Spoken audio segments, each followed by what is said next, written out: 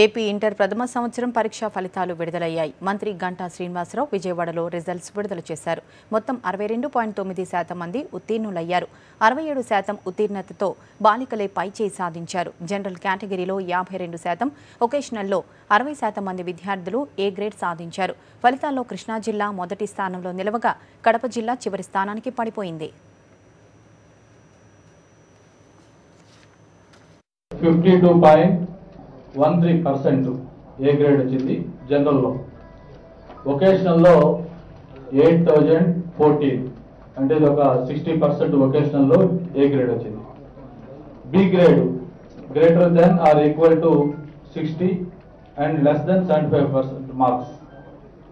ఇది జనరల్లో 81,573 అంటే ఇది 28.04%. వొకేషనల్లో 4,946 పర్సెంటేజ్ వచ్చి 37.03. మూడోది C grade greater than or equal to 50% and less than 60% marks. ఇది 39,969 పర్సెంటేజ్ వైజ్ 13.74%. వొకేషనల్లో 379 పర్సెంటేజ్ 2.84%.